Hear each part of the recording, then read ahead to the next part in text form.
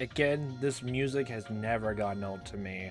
We are now halfway through all these fragments, honestly, and I'm actually getting a bit more invested in Mio Takano as a character, honestly. Like, maybe just because I was just in a weird state of mind going through the very first 4 chapters, like going through background, or maybe just because the stark contrast between just the normal 4-chapter, like, you know, chapter by chapter thing, and suddenly just getting thrust into this more interesting framework of the fragments, honestly. Especially all these fragments like showcase a lot of different, I guess, interesting things that we haven't really touched upon in installments, like almost one after the other, if you can connect them just right. Just right. Especially seeing that now Takano is getting more stressed out. And it looks like we're now getting closer, actually, to literally where she makes the call to get them killed, from the looks of it, based on where everything is going from now.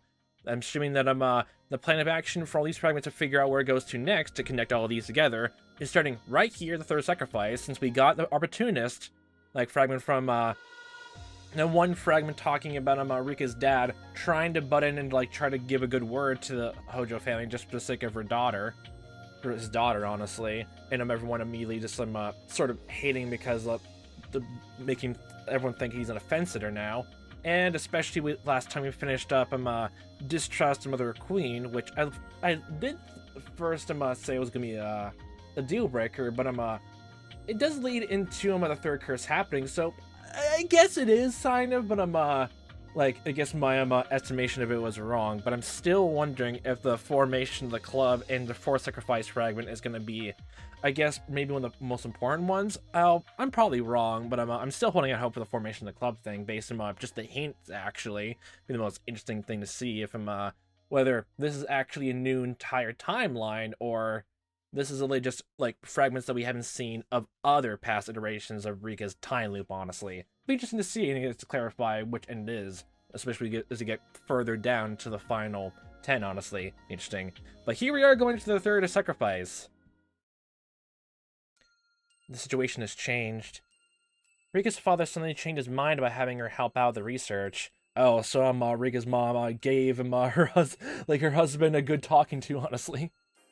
When Rika came down with a high fever the other day, her mother, who wasn't happy about her daughter helping in the first place, finally blew up. I was hoping the father would convince her somehow, but now he seems to be on her side. Rika's father didn't get emotional like her mother, but he demanded that we make our research plans for Rika clear, that we finish her research within the 3 months at most, which was completely unrealistic. Research can't have a deadline. That's out of the question. We cultivate results by grinding down our knowledge, skills, and time. Take time away from us is like taking away what's vital to live.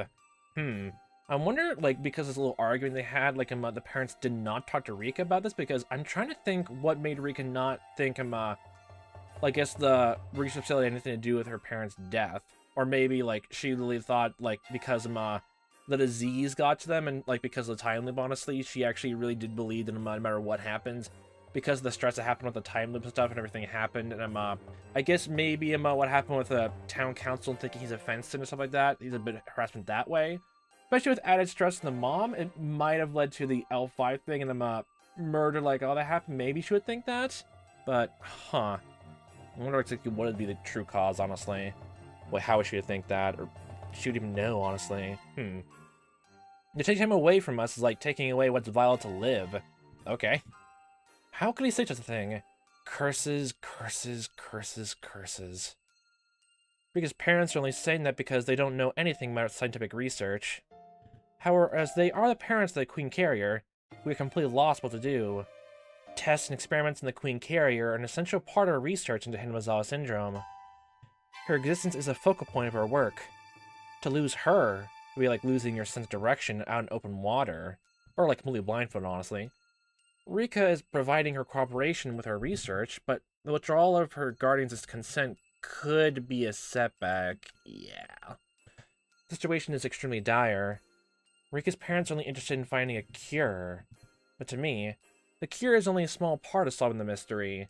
So, So, like, the cure isn't even on the, I guess, your agenda, then. What else is technically the, I guess the mystery on said agenda, honestly, for you? I can't let her go. Are our differences causing this predicament? It's not only them. The same has happened between Eri and me. He thinks it's inevitable that we need to stop the research if Rika's parents refuse to consent. That's understandable. In the beginning, Eri never had the determination to solve the mysteries of Hinamizawa syndrome. Thinking about it then, does that mean that since Kimiyoshi got new guardianship over over Rika, does that mean he technically knows a tiny bit what's happening then? Or he just nah, don't worry about telling me all this stuff. Just if she's fine with it, then it's fine by me. Is that really how he went about it then? Since they had to continue all the guardianship thing anyway? So, that's interesting. That's understandable. From the very beginning, Eri never had determination to solve the mysteries of Hinamizawa syndrome. But, didn't he though? I mean, I guess not as you did, but he still did? But I guess his resolve is going to different places now, instead of him, you're single-minded to solve everything with this disease and nothing else, I guess, mindset. He won't back down from the research assertively, but he will passively by agreeing with Rika's parents. Is that the attitude of a researcher who's trying to unravel mysteries? He's the type of man who would step on my grandfather's research with his dirty feet.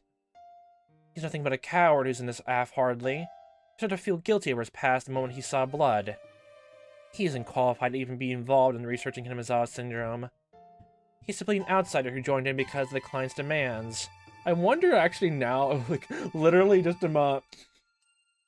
she's honestly just getting, breakdowns of the syndrome, honestly. Just be goddamn, honestly, ironic. That'd be hilariously ironic.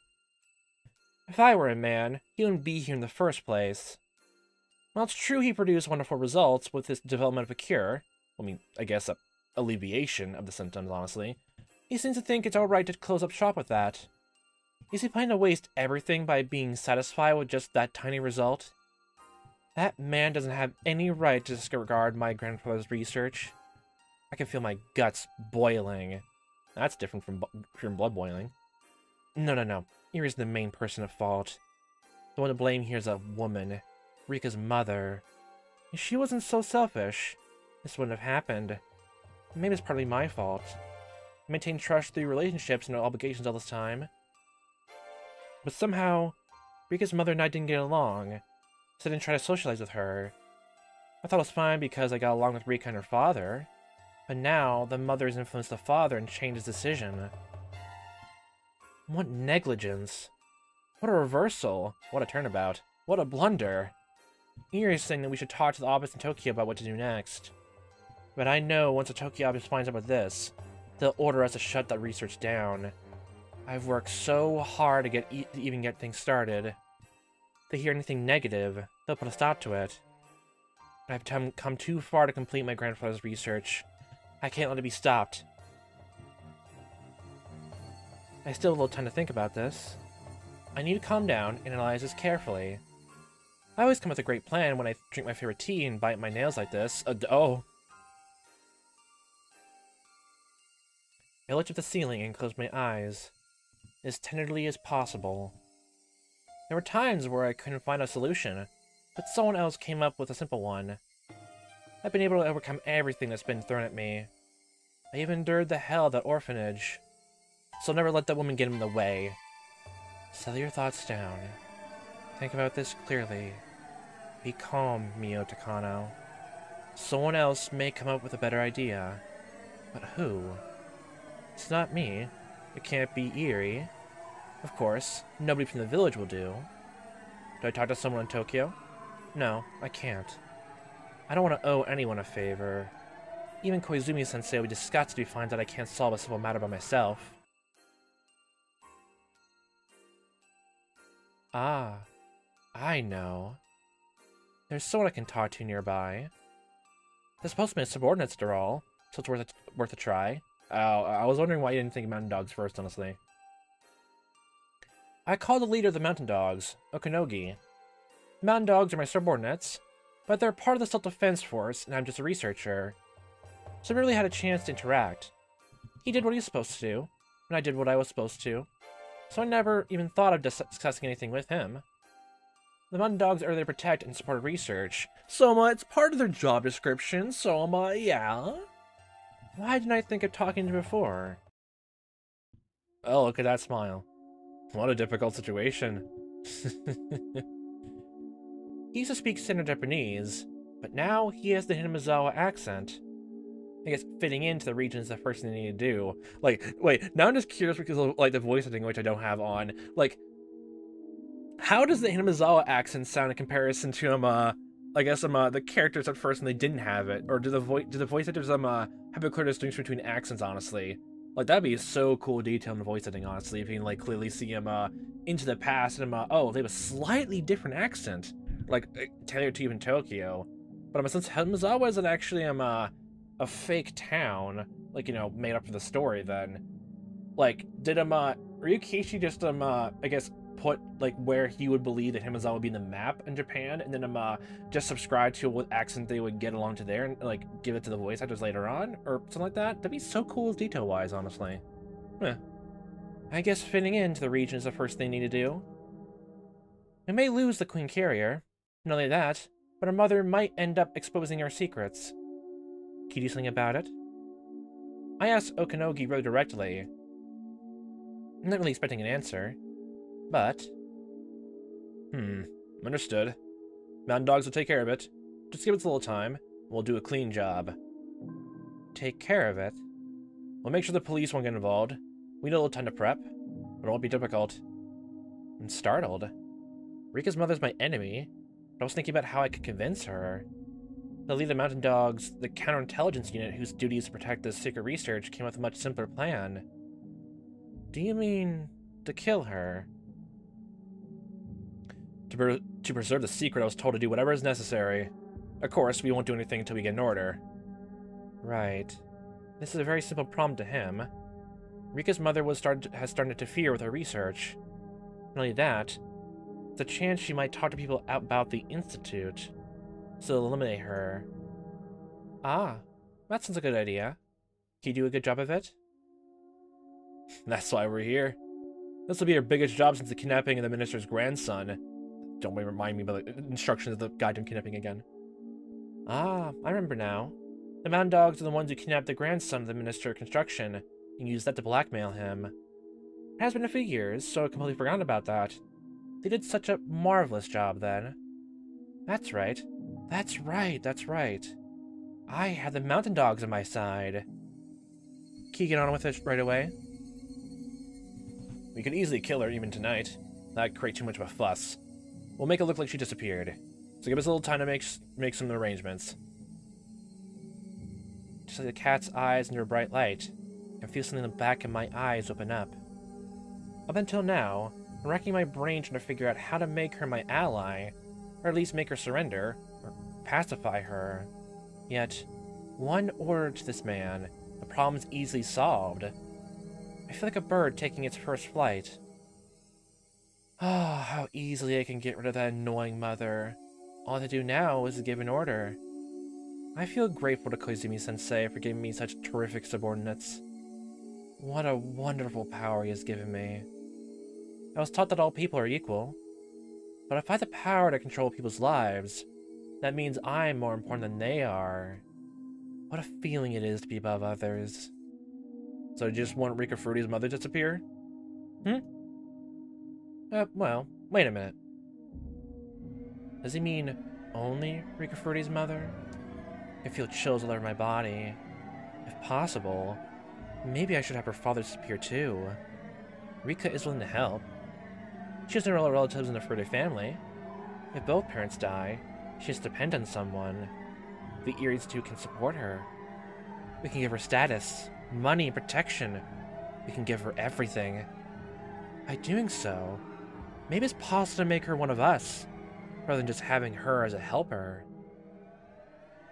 All my worries are now melting away. Everything I was just concerned about seems like a joke now. Oh, I had such powerful subordinates all this time, yet I never realized. All my tension is being released. I'm starting to feel relaxed. I can feel myself regaining my cool head. I'm gonna get rid of them. Rika's parents, that is. The Queen Carrier is my guinea pig. The guinea pig doesn't need parents. That's right. It's almost time for the Nagashi festival. If they die on that day, people call it the curse of Oyashiro-sama.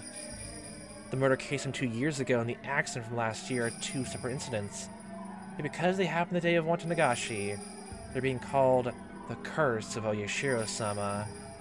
Then, for parents' deaths occurring this year's Nagashi, it'll be Oyashiro-sama's curse 3 years in a row.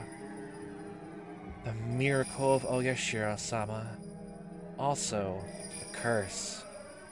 I'm gonna create them. This is a chance for me to ascend to godhood and toy with human fate. The incidents that occurred 2 years in a row are said to be a curse, but not everyone believes that. However, if it happens 3 years in a row, then everyone has to believe.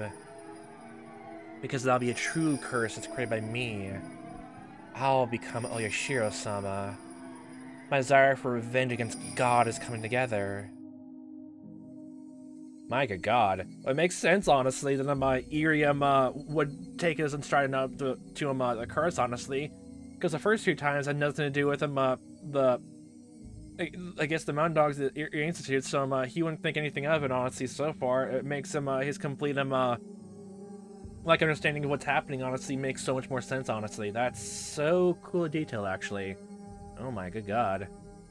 So technically the first two murders technically were the coincidence, then the third became a conspiracy. My good God. Making her merely disappear isn't that fun, is it? When I started to laugh, Okanogi grinned to show his interest. We're gonna create the curse of Oyashiro-sama. Does that mean that Satoshi then decided to take advantage of it afterwards, honestly? Just, also mirroring, I guess, the person who, I guess was, taken in for the crime, honestly, afterwards. It's a interesting parallel. Wow. I can't just let her die. She'll be demoned away, and I'm gonna enjoy dissecting her alive.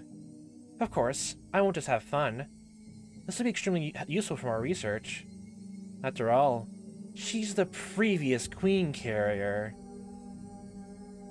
Well, that turned extremely dark, extremely fast.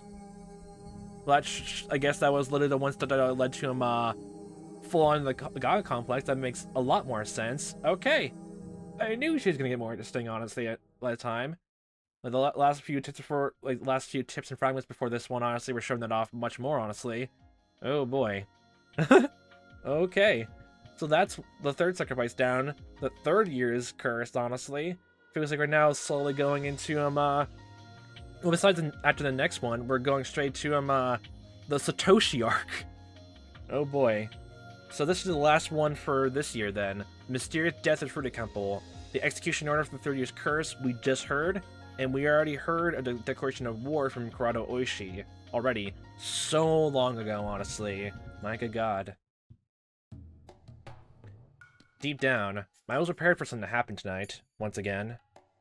The first year, the workers were stirred into a frenzy, killing and dismembering the old man. In the second year, the Hojo couple were killed through a fake accident. So the dam protests, only people who have been hated by the villagers died in the day of Nagashi.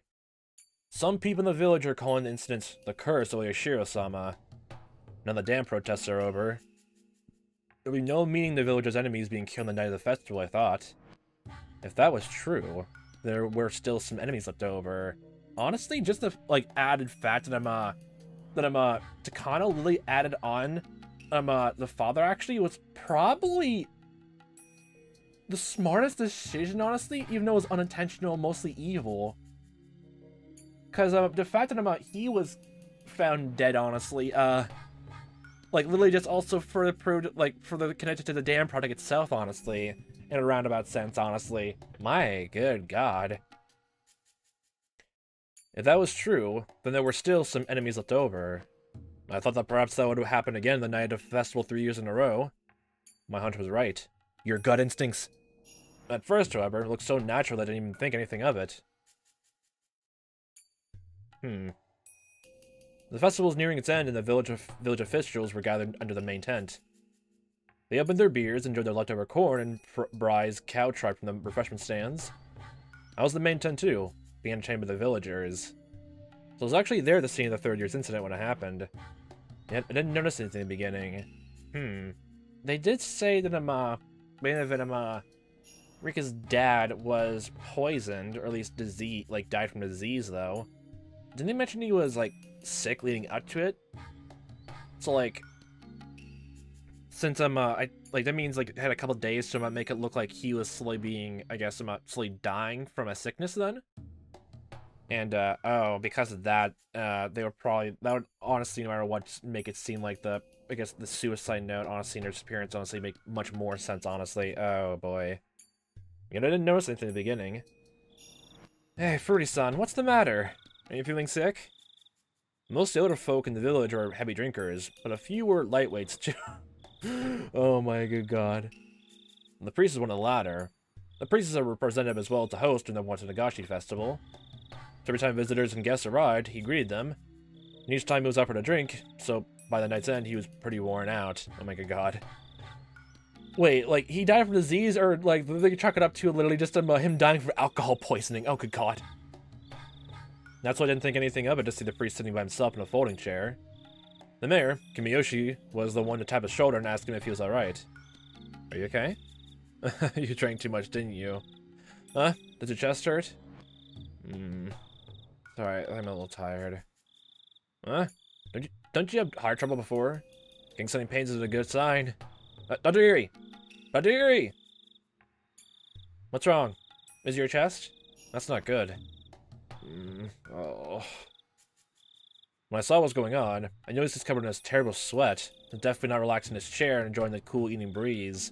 Honestly, just the fact he seemingly died from a quote-unquote disease, if there was nothing showing the clear case of poison, if they decided to do an autopsy, would honestly put a lot to showcase it's almost a coincidence, honestly, or just like making think it's a curse, actually.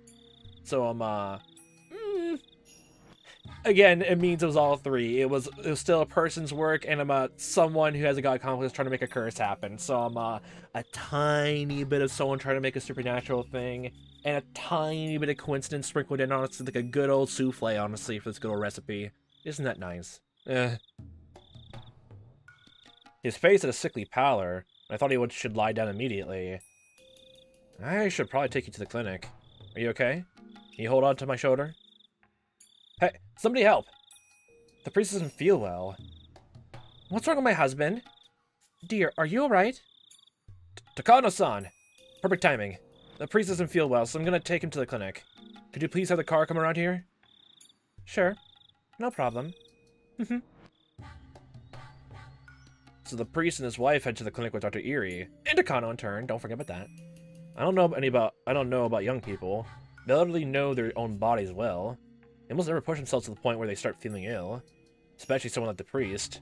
It was hard to imagine him drinking himself sick. How did they get that in through? Oh. Drink. One of them, honestly. So many of those drinks, honestly. Oh, good god. And, oh good god, if they point out to everyone, if, like, almost pretty much everyone did that, all the adults, like, literally every single adult who came to the festival did that, oh, shit, that makes everything, the investigation go to hell, honestly, if they even figure that out, honestly. Because even then, if they try to, like, narrow things down, honestly, it's gonna be completely and utterly hard to do so. And they can probably do the entire thing and just poison someone else's cup, honestly, and make them get to be scapegoat if they plan things out even further. My good god. The cumulative experience of my years was telling me something. I head to the ear clinic just in case. I tried to follow their car, but because the festival's almost over and all the stands were closing up, there was a lot of traffic coming in and out, making it almost impossible for me to leave the temporary parking lot. More than 20 minutes had passed since the priest was carried in by the time I arrived at the clinic. 20 minutes. If it hadn't taken me 20 minutes, my involvement in this year's incident would have been quite different. I regret not leaving a foot the moment I realized how hard it was to get my car out. All I could do now was to jot down the facts. Because at the time the priest of the festival, the time I arrived at the clinic, during those 20 minutes, this year's curse had taken place. The priest's condition changed for the worse right after he arrived at the clinic. He died. The autopsy results said it was heart failure. But how can I accept that? I don't think the priest was having health problems. Everyone was taken in by surprise by this sudden event. Moreover, the wife of the priest disappeared too. According to the clinic staff, she was with him right after he died, but she's nowhere to be seen now. Of course, she's not home either. Maybe someone poisoned the priest. To the dam conflict, the priest was frowned upon for his remarks. He said there was no need to make a big fuss, because the dam project would be cancelled anyway. The older villagers like to hold grudges and hadn't forgotten that. Oh yeah, we should have very much more, so yeah. It's doable, yes. So you and I had heard word of them talking about how the priest isn't fit for the shrine to Oyashiro-sama. I called for backup and had them search for the missing wife. With last year's fallen couple incident as a precedent, it was easy to believe both wife and husband would become victims. The village's youth group got organized and searched from the village to the mountains, and as a result, we found a set of sandals in a willow by the edge of the Onifuchi swamp. The willow said something about how her husband's death was the curse of Oyashiro-sama, and she was throwing herself in the swamp to calm the god's anger. In other words, she committed suicide by jumping into the swamp. Legends say that the swamp is bottomless, and is connected directly to hell. Once you sink, you'll never come back. Divers from the police department searched the swamp, where her body was nowhere to be found. The past two mysterious incidents were solved individually, just as the higher-ups say, but something is odd about this year's mysterious death. The old priest is carried to the clinic. His wife accompanied him. Within 20 minutes, the priest died of heart failure, and the wife either committed suicide or disappeared. The death of the priest may really have been a fatal heart attack, but for his wife to assume that it was the curse, and to commit suicide by jumping into the swamp, for all that to happen in 20 minutes just doesn't seem natural. The Furuta family has no relatives. Even if she was a true believer in Oyashiro-sama, how could she commit suicide while leaving behind her one and only daughter? Eri is hiding something too, but he's just a village doctor, which means he's nothing more than their pawn. Yeah, well, you only have a bit of information. If it's all conspiracy to assassinate the priest, then there is someone who's pulling the strings.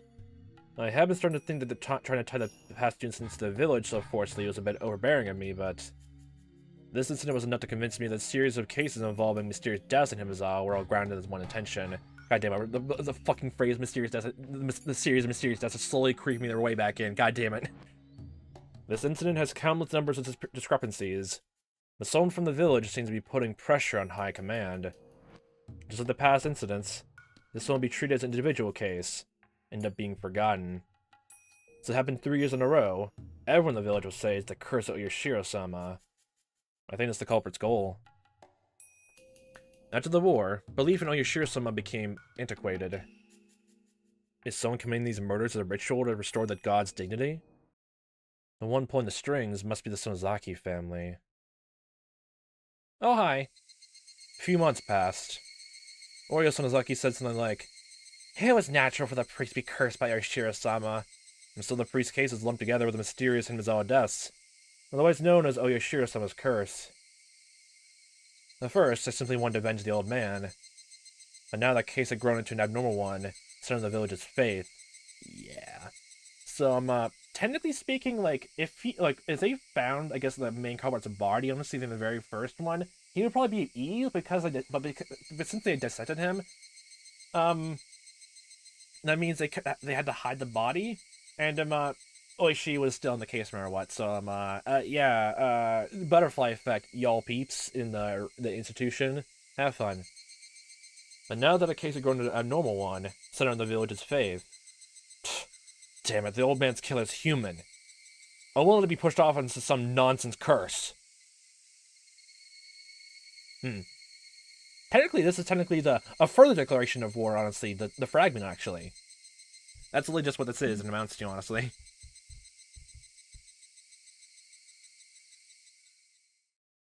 Very interesting, actually. So let's see.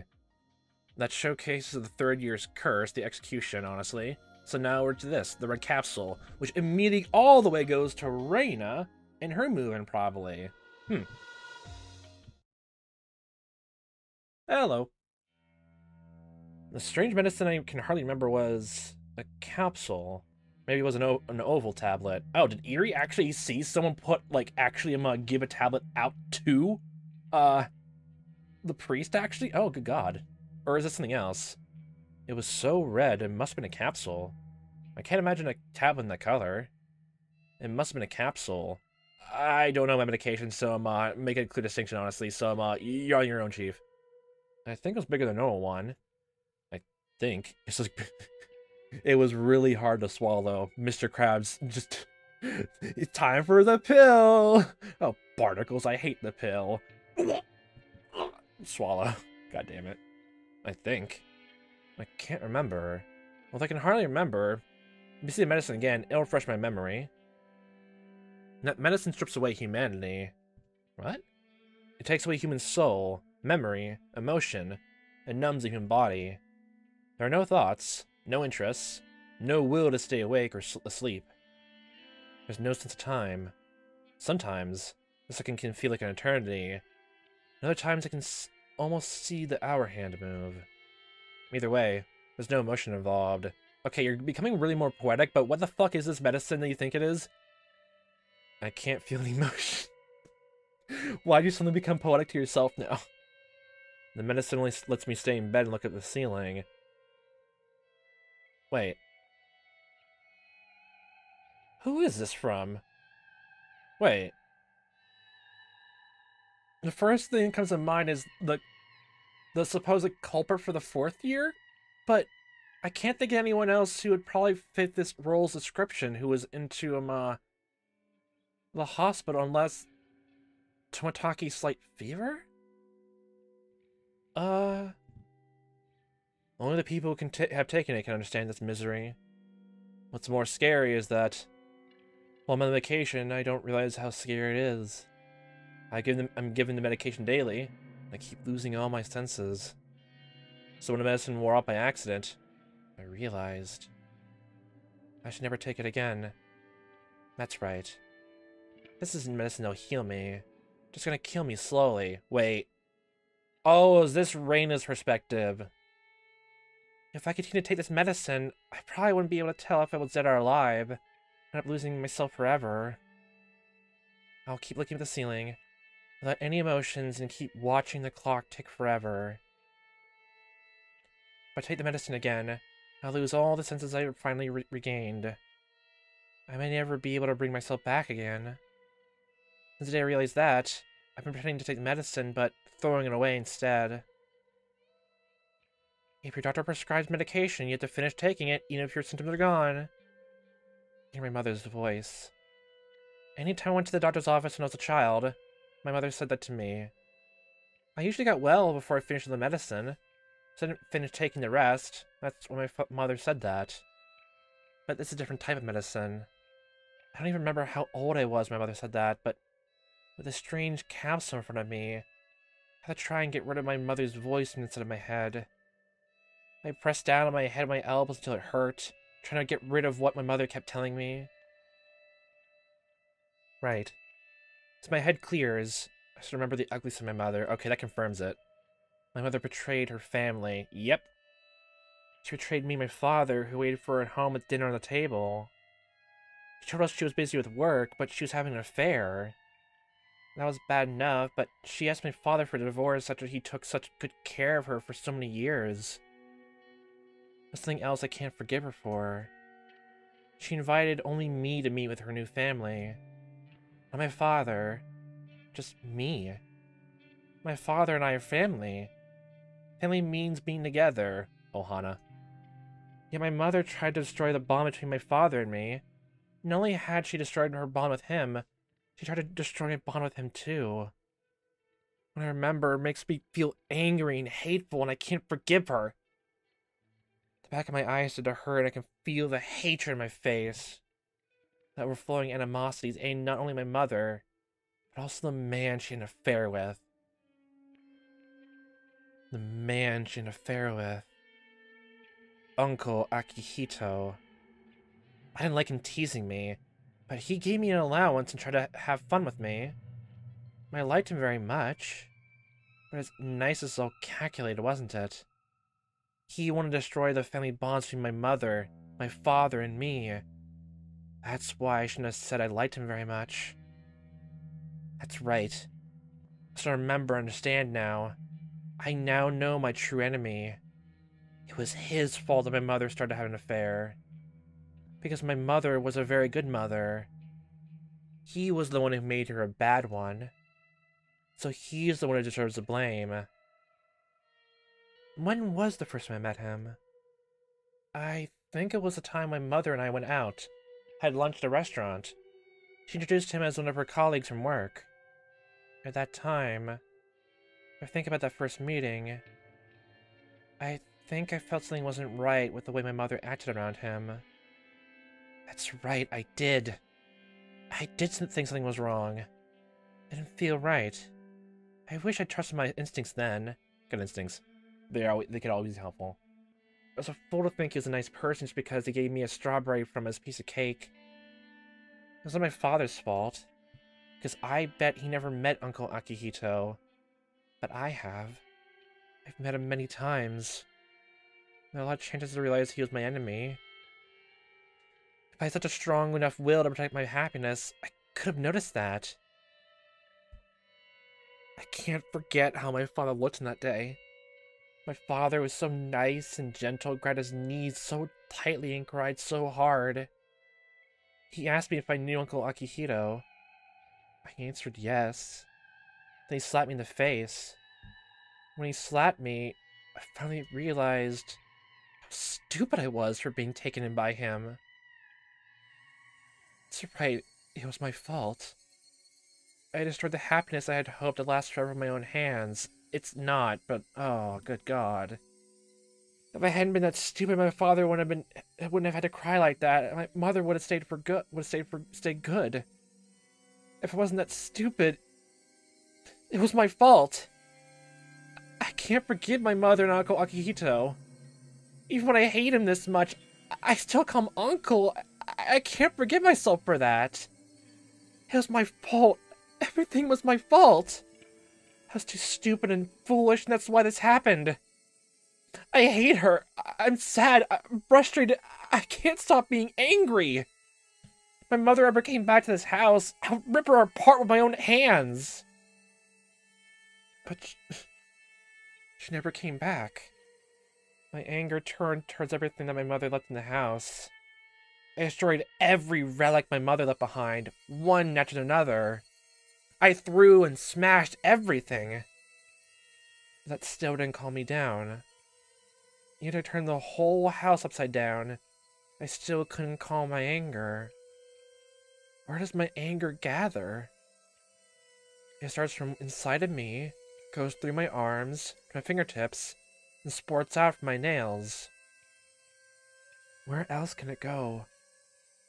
So my nails in my own body. My body is the filthiest and most disgusting thing of all. I'm the one to be blamed.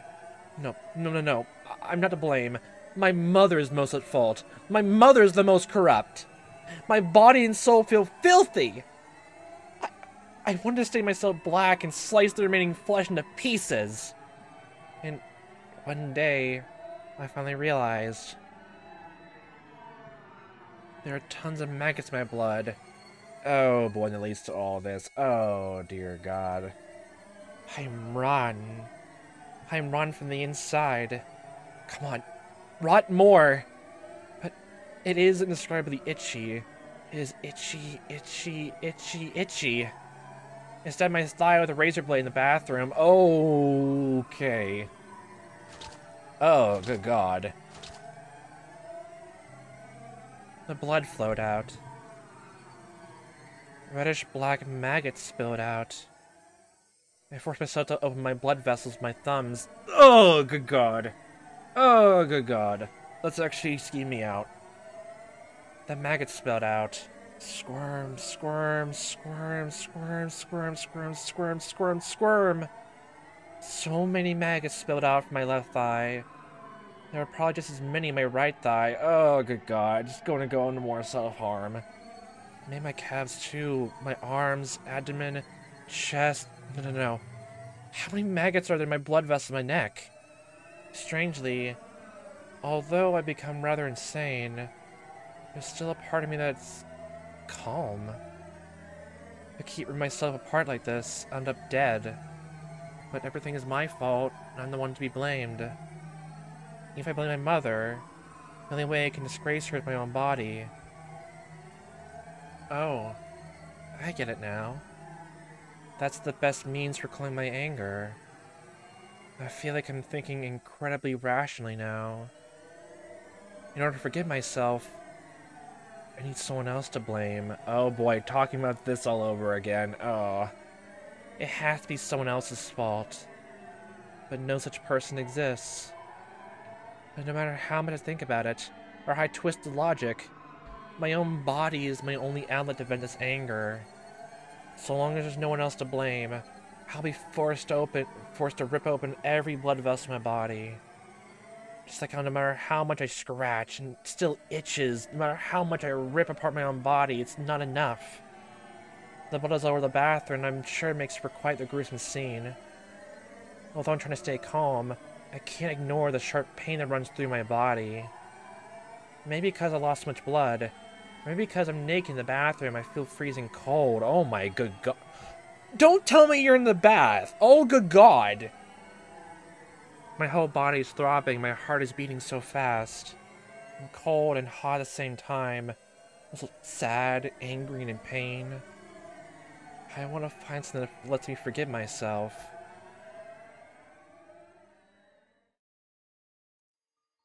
Then, it came.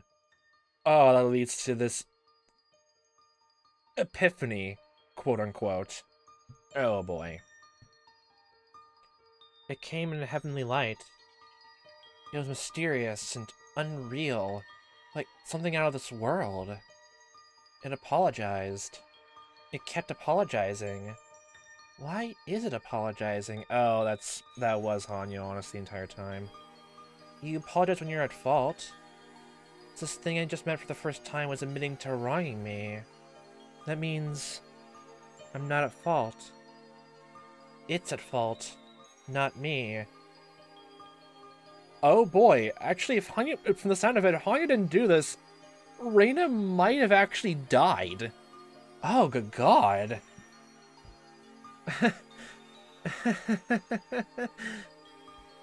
I dropped the razor blade. I fell into the puddle of blood. The pain is now taking over my body. The pain of ripping apart my own body is taking over me. I've been telling myself this pain is the punishment for what I've done. But I'm not at fault. It is. So I don't need to accept this pain as a punishment now. So I don't need to define my body anymore. She continued apologizing to me over and over as I stood there covered in fresh blood. She apologized every time I wanted to blame myself. Constantly. Constantly whispering that it wasn't my fault. Oyashiro-sama exists. She is always following me. She. Pit-pat. Pit-pat. Every time I can't endure the guilt, she apologizes and tells me I'm not at fault. Literally, yeah, it was her then. Every other person honestly calls Oyashiro-sama a he. Wow. Everything is caused by the curse of Oyashiro-sama. Things started to go wrong when I broke the rule that I wasn't supposed to leave Hinamizawa. I finally remember that now. When I moved from Hinamizawa, one of my neighbors gave me a charm. She said if I left Hinamizawa, I'd be cursed, so I had to take the charm. That's right, she gave me a charm. It had some complicated writing on it, but I haven't seen it since I moved here. Oh boy. I may have lost it. Oh boy. There's nothing I can do about that. Oh boy. I wonder if that even would help, honestly, from the disease, honestly. If, like, having that, like, I guess some, like, almost like a placebo effect actually, like, mitigates some disease, actually. Would that even work, honestly? Oh, good god. There's nothing I can do about that. If Hinamizawa residents leave Hinamizawa, they'll be cursed. My mother and I, even Uncle Akihito too, may have gone insane because of the curse of Oyashiro-sama. Yeah, I was thinking that back in my head when you start bringing up your mom and dad again, honestly. Like, they were in the town for a bit too, so have they been affected by it? Like, well, not technically turns out infected by it, but like, been slowly going mad from it? So far, we haven't heard anything about it, though, so... It was mentioned about I guess, the disease being weaker, but that would just, at the time, it seemed like an assumption. Because of how many generations past it's been, so... Nobody's at fault from the beginning. Because everything is caused with a curse of Oyashiro-sama. Nobody's at fault. Nobody. Nobody! I'm finally able to forgive everything. The anger that I couldn't get rid of even after I destroyed everything, including my body and soul, is finally gone. Father? Now I know. The curse of Oyashiro-sama is what caused my mother to leave, and for you to be so sad. You remember Oyashiro-sama, don't you? The guardian deity in Hinamizawa? That's right. People in Hinamizawa aren't supposed to go to the outside world. That's why Mother went insane. It's all because of the curse of Oyashiro-sama. If we had stayed in Hinamizawa, we would have been happy. Oyashiro-sama came to me and told me that. Think of it. Oyashiro-sama has been trying to tell me that for a long time. After Mother left, I didn't know why she left or how to express my anger. Oyashiro-sama kept following me ever since then to let me know that. He followed me everywhere. The sound of her footsteps echoing behind me. Oh boy, if like Hanya didn't do that, honestly. Oh dear God. Oh dear God. And she probably did this almost every single loop just to make sure everything happened. Or like, the sound of it every time they had to go back in the, I guess the time loop, I guess then maybe? Like, everything that she'd done before still happened, and the only thing that could really technically change is like what happened between the 2 weeks, honestly. Or the month leading up to the festival and Rika's death, honestly. Oh boy. She followed me everywhere, sent her footsteps echoing behind me. I pretend I didn't notice her. I was so stupid. I didn't hear her voice until I slashed my body all over. I finally listened to Oyashiro-sama's voice. I bet she started warning me once Uncle Akihiro came to my life. The whole family had gone back to Hinamizawa, my mother wouldn't have had an affair. We would have been happy there. I bet Oyashiro-sama's been trying to tell me that. That's right, she must have been trying to warn me ever since we left Hinamizawa. She was always with me. She followed me everywhere. I was stupid, trying to pretend I didn't notice. Everything is because of that stupidity. If I had noticed Oyashiro-sama's voice, my family wouldn't have suffered from the curse. Yeah, and this entire thing showcasing about why it's a sensitive topic that I'm, every time Keiichi brought up, honestly, that makes so much more sense, honestly, by this point. Not even just, like, the epiphany by itself, but, how extensive it seemed like, Hanya was trying to, help, and Reina, subconsciously realizes that, and, now equates to, like, superstition out a tiny bit, without knowing. Oh, boy. If I hadn't noticed Oyashiro-sama's voice, my family wouldn't have suffered from the curse. It's all my fault! Oyashiro-sama's apologizing. She keeps apologizing, which means it's all her fault. So this is my fault, is it? Because this is the curse of Oyashiro-sama, right? She's apologizing, saying, I'm sorry, I'm sorry, I'm sorry. Oyashiro-sama is apologizing repeatedly. So, I'm sorry too. I'm sorry, I'm sorry, I'm sorry. I'm sorry that I didn't hear your voice. I'm sorry, I'm sorry, I'm sorry, I'm sorry. We are from Hinamizawa, so we have to keep hearing your voice. Oyashiro-sama definitely exists. Exists, exists, exists. Can't you hear, Father? Don't you see? Oyashiro-sama's right there apologizing, saying, I'm sorry, I'm sorry, I'm sorry. I'm sorry too. Come on, Father, let's apologize too. Mother, you don't have to apologize. You should die because of the curse. I hate you, Mother. I hate you, I hate you, I hate you! I hate myself for being your daughter. These maggots are your fault. They make me itch everywhere. I'm sorry, I'm sorry. I'm sorry, I'm sorry. No, no, I don't want that medicine. My mother got to kill me, so I don't want it. I won't take it. I told you I won't take it. Stop, stop. It's a curse. You can't fix it with medicine. I won't get rid of the maggots because this is a curse. No, I don't want a shot either. Stop, stop. It hurts, it hurts, it hurts, it hurts. Oh, good God. Everything is falling into a gray world. The voice of my father and the doctor sounds so far away. Even what just happened seems like it happened a long time ago now. Again, I'm given the capsule, and my memory from a minute ago is gone.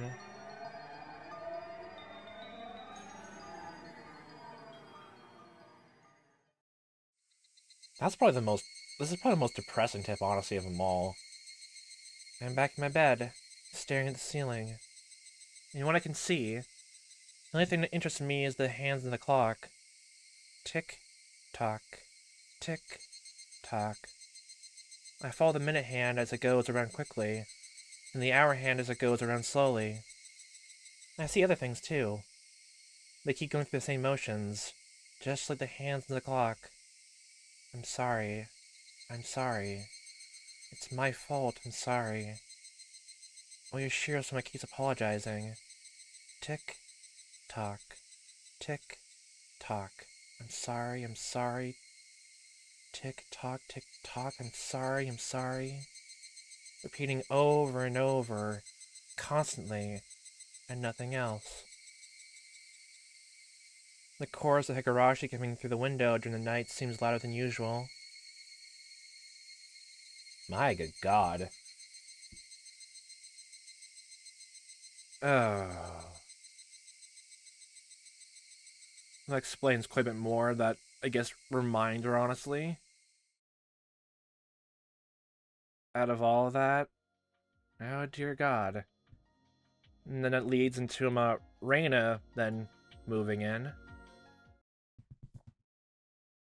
Don't know if, like, being in the town, honestly, soon enough for them to make the I guess, the symptoms and all, like, her... I guess L5 go away that quickly, but it'll start mitigating it more and less, honestly, and since... I guess she made friends with Rika even more. Maybe it'll help, like, get her down from her state a bit more faster, like with Sadako, maybe? At least it'd be a bit lesser than what Sadako went through, honestly, in the stress in her own brain, if she's conscious of it or not. Hello? Hello, good afternoon. Oh, who are you? Sorry, we just moved in next door. We're here to introduce ourselves. Pleased to meet you. Oh my. Someone as young as you moved in here? Oh, I see, welcome. Mom, our new neighbor is here to say hello. Don't yell like that. Thank you for taking time to come over. They're the Ryugu family. They just moved into the empty house next door. Ah, you're Reina-chan, aren't you? My, how you've grown. Yes, I'm Reina. Thank you for remembering me. Man, it's been so long since we heard, honestly, just I heard Reina say, honestly. My good god. Mom, do you know her? Of course I do. You were living in Okamiya then, so you probably don't remember. I used to live right next door too. So you came back, huh? This village is better than a big city, is it? It was better than a fucking big city, honestly. The big country gal all over again. I don't remember much because I was so small when we lived here, but I feel this is where I belong. Well, then you fit right in. If there's anything we can do for you, let us know. And no need to hesitate. Being unreserved is the rule here, after all. It's if you don't let loose all your secrets right now, then you break the commandments of this village, honestly. And the whole L5 stage happens all over again. Okay. Ah, yes. Thank you very much. I thought I remembered things when I walked around the village. I still don't remember much. I mean, yeah, I feel like if you're that young, honestly, probably be that hard to remember, honestly, but you still remember, I guess, I guess the playground talk, honestly. The children gossip, honestly. I do recall, however, the vivid breeze, as well as the brilliant greenery. Oh yeah, oh god, I'm just getting reminded again. I can't remember what was the second installment, but when they had this chapter literally just end, or like, you know, pass through just an imagery thing, just going through this exact screen. Don't know if exactly in the sunset or like when it was more daytime. Man, I still remember how cool the imagery of that scene was, honestly, how it was written. Still, that was so good. I don't remember the village. I remember this is my hometown. Red scars still remain in my body. They're hardly visible. I can't even feel them. Oh, is that the reason why... Well, I guess Reina had that, I guess, well, it wasn't actually, never mind. I was going to say that's why she had the cloak around her neck, but, like, she doesn't have it when, like, in her normal school outfit, so, But she never really, I guess, scratched her neck. It was only just around the torso, so I'm sure this appears soon. Now that I'm back in Hinamizawa, sometimes I wonder who I was back in Ibaraki. In fact, I think I wasn't myself from the moment I left. And now by coming back here, finally getting my true self. Like, this very thing led you, like, dissociate almost? Man. I can hardly remember what I was like back in Ibaraki. Yeah, yeah, definitely. Maybe, okay, maybe it's just because of that, honestly, maybe. Well, it's probably because of the red medicine. Medicine erased all my painful memories. Maybe Mouse the best. I just want to be forgiven back then. I couldn't forgive my mother, couldn't forgive Uncle Akihito, and more than anybody, I couldn't forgive myself. I wanted someone to acknowledge that I wasn't at fault. I wanted to be forgiven. So Oyashiro-sama apologized. She told me I wasn't at fault, because of the curse of Oyashiro-sama. That's how I was able to forgive myself. Literally, that was a saving grace, honestly, from the sound of it so far. I didn't have to die by tearing my blood vessels out of my body. I think people have to die because they became corrupted. That's why people try their hardest not to dirty themselves with their lives. But I'm still living, despite how dirty I am. Don't think that way, please. It's not good for you or anyone else, honestly, by this point. I've been allowed to live. Is there still some filth left on me? Or am I all clean? I don't know. Nothing I know is that the me who lived in Ibaraki and the me who's here right now are two different people. I no longer feel the need to take responsibility by ripping myself apart because of the filth.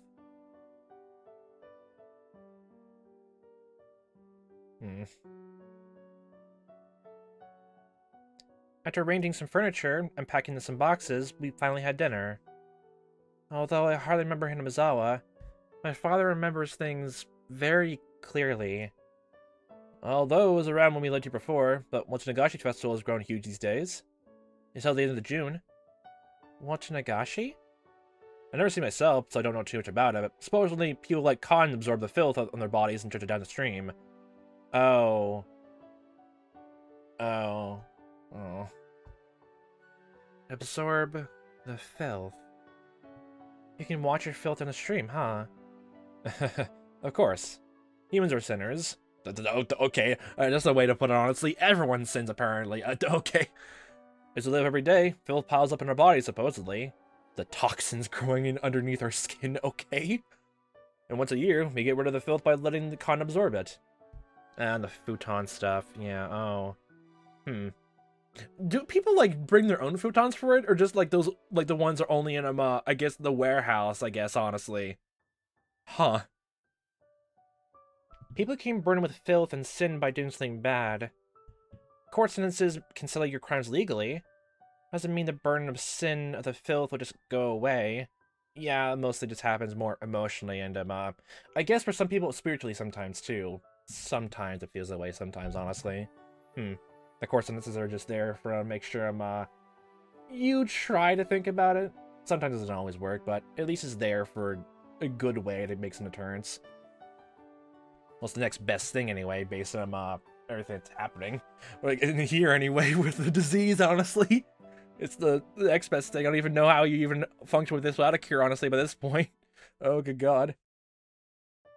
In other words, human hands can't erase human filth in this human world. The filth is something humans can't get rid of. And that's why we need a god from a different world to do that. That's what I thought. But I'm surprised to learn about Watsunagashi. Human hands erasing human filth in the human world? Letting the cotton absorb the filth that I'm drifting down the stream? That means it's okay to live in this world. I tried to commit suicide because I couldn't forgive myself. Oyashiro-sama apologized to me and told me to come back to Hinamizawa. And now, here in Hinamizawa, there is this Watsunagashi, a ceremony to get rid of filth. This isn't just a coincidence. Hinamizawa is a place to wash away your filth. You forgive sins. It is a place of forgiveness. It's called a purification ceremony. Oh, I've heard about those before. Japanese culture is very strict about filth. You're not allowed to remain in the spotlight if you accumulate too much. Remain in the spotlight? What kind of phrasing is that? Remain in the spotlight? Wait, what? See, this is the reason why politicians and company presidents resign immediately once people find out about their dirty deeds. Oh, that kind of stuff. Oh. Okay, I think I'm slowly getting what you mean. You must leave the spotlight if you're filthy. Yeah, I guess that. Oh, no, that makes a lot more sense because I guess it comes down to when people know you done something wrong, it's better to take a step back because if people just keep rotting you for it, I don't think you'll be able to heal at all. You need to take a step back and get into a better environment, I guess, to heal. But if you don't technically want to heal, then then probably those same exact people, like if you seen the spotlight would come back, honestly, and still. So okay. To put in a bad way, the filth is basically pushed into someone else, and they are held responsible for it. Okay, wait, so the festival is now just holding all the humans' filth to Oyashiro-sama? What? Was that what it was meant to be this entire time, and not actually, like, watched in the stream and never seen again and go into the swamp? And just all the human filth goes to hell? That's what I was thinking in the back of my head this whole entire time and never voiced aloud. Are you saying that's what it's actually meant to be, or is that your interpretation of it? That's... I don't know how to feel about that either. Even spiritually. Sins and filth must be removed. That's why people push them onto someone else and then try to get rid of the filth by sacrificing the person. You're just going right back to scapegoatism, where I just brought this all up in the first installment, honestly. Everything's just coming all the way right back around, isn't it? But if that's the case, every time that filth is created, people will try to pass around responsibility for it. Or try to justify it or rationalize it, so it's not their fault. It's some weird thing out there in the distance, not my fault, it's that thing's fault. Which most times isn't really true. But with the disease cases here, I think there's a tiny bit of leeway to it now. That's awfully hideous. It's almost like seeing demons in their human world. That's why they came with the idea of letting the Khan absorb all the filth. That means the demons aren't allowed in the village anymore then. There's no more demons in the village then. Ah, god damn it. That'd be so cool though. By doing so, people can live without making someone else take all the responsibility. Sins and filth.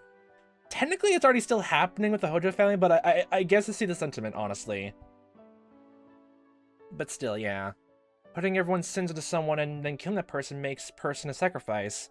Yeah, that's very old school scapegoatism, honestly. Who wants to be a sacrifice? That's why they desperately push their sins around. A purification ceremony is about replacing the human sacrifice with a non-human one. At least it's a good outlet, at least for all this so far, honestly.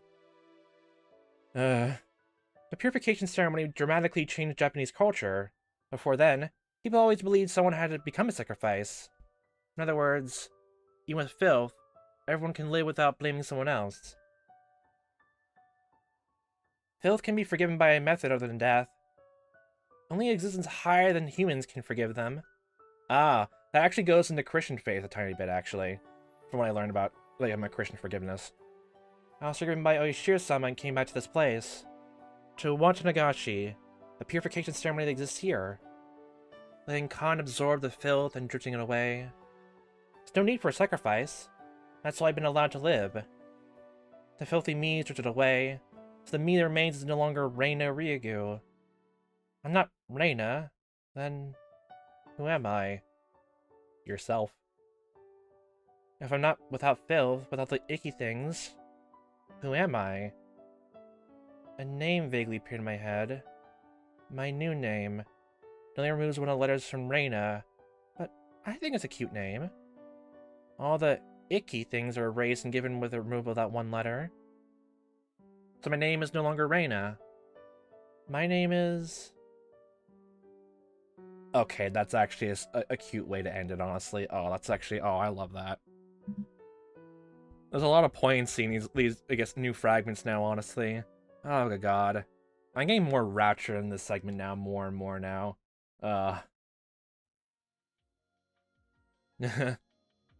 It's actually really good, honestly.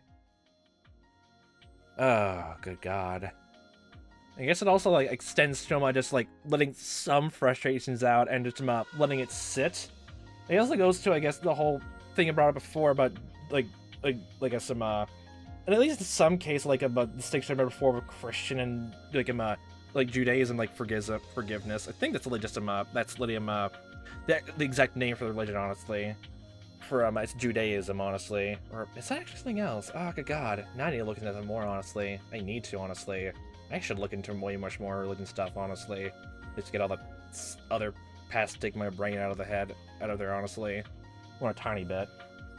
Oh, because what was that? I remember just like I first heard about someone making a distinction between the two and making a comparison of how people actually like associate more Christian, I guess, forgiveness values to when reading like villain stories, like villain to hero stories, or like redemption arcs of they always equate to the main, I guess, the villains had to like get forgiveness from from people who wronged, and if they don't, then there's a trend that people like readers in the audience who went through the stories don't think it's a true redemption then.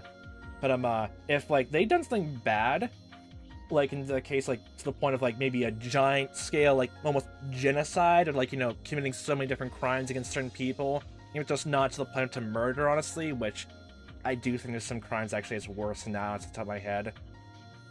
But yeah, I think I mentioned before, honestly. And if they done something, all those horrible things in the past, and instantly took on the dime and are trying to improve themselves, honestly, and they technically have. But if they try to like go to those same people they wronged, honestly, and try to ask forgiveness, I would hazard to guess they would never try to forgive them. Maybe they acknowledge they actually grew better, but never acknowledge like they forgive them for that. Maybe they'll have in good terms with them, honestly, but they won't forgive the action itself, honestly. But they'll accept they're a better person, honestly. It just comes down again to the whole thing of like bottling up your feelings, honestly, and some stress, honestly. If you don't have some kind of outlet sometimes, in some case, it just becomes worse.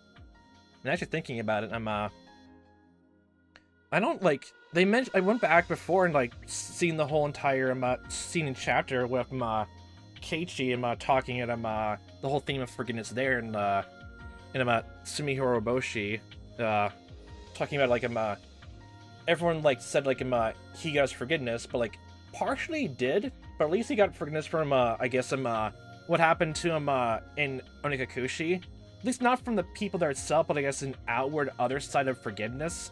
I guess third party, I guess, from Rika, which I guess is close to it could work for him, unless everyone's just remembering that and they all talk together about it. That was the closest forgiveness you get from that chapter, honestly.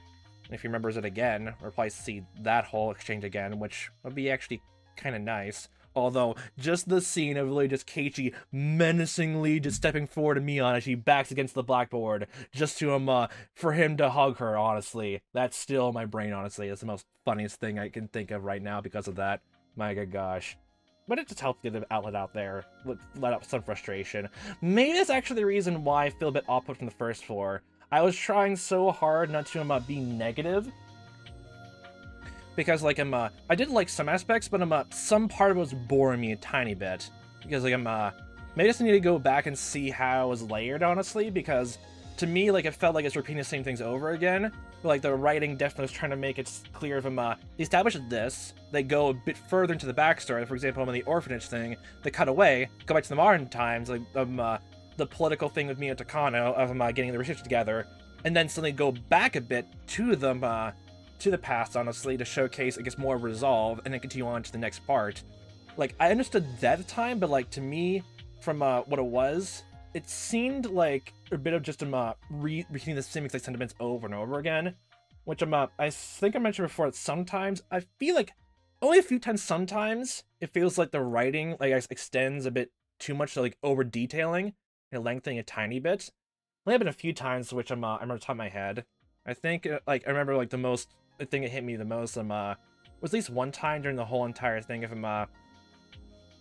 Keiichi, like mistaking the syringe, like, mistaking the felt marker that Mion was holding as a syringe, and so much, like, I guess, length drawn onto it in that entire scene. which, you know, now is meant to be, like, taken as misunderstanding, which I'm still, like, I wish, like, a tiny bit of care at least handed into, showcasing other people, like, under that same disease, like, had the misunderstanding. Like, you could actually mitigate it, honestly, a bit if they had, like, a small change, maybe, in the 6th installment. You know, the swapping back and forth between, Reina's and Keiichi's perspective, actually. Where Reina, talks to Keiichi from her perspective. And then, when it swaps over to Keiichi, there's the whole thing of, like, like, wondering, did she actually listen to what I said? And, like, just go over the same conversation again and just showcase that, he said some things which, Reina obviously didn't hear, honestly. Which actually would showcase that so well. Honestly, if they had that, it would actually be a lot of good, or at least imply that in some case in the other installments. That's probably the one small gripe I have, honestly. And again, I'm a tiny bit still salty of I guess, that whole thing because of it. Like, there wasn't anything else for it. Like, that's one of my only gripes, honestly.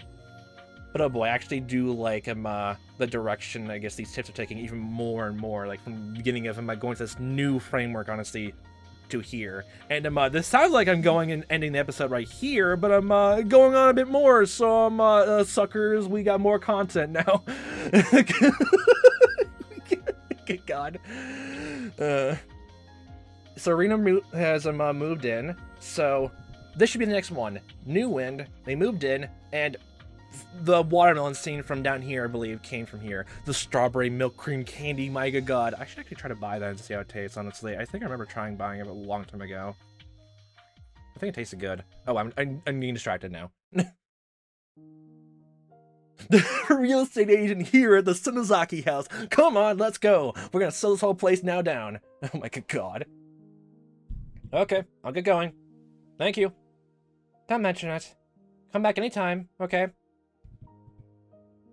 Hi, I'm home. Oh, hey, Uncle Hiroshi. Long time to see. Oh, hey, me and John. Oh, hi.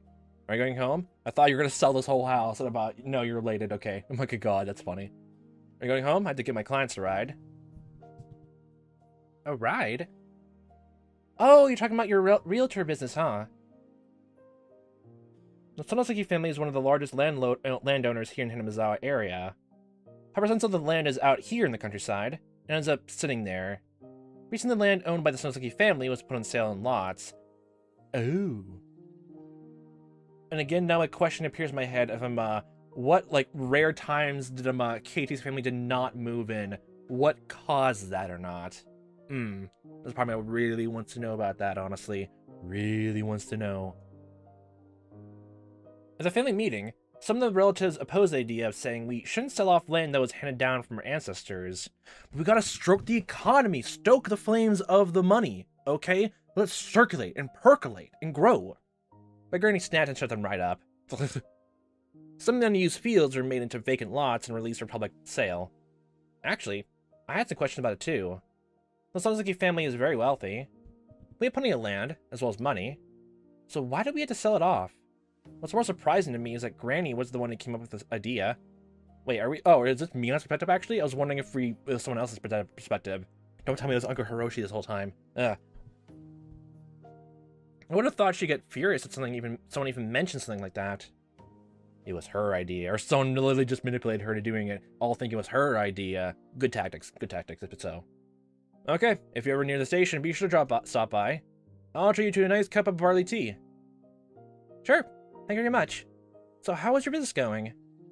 I'm surprised there are actually city folks who are interested. It must be those Novon rich types who live in the big city. Never heard that phrase.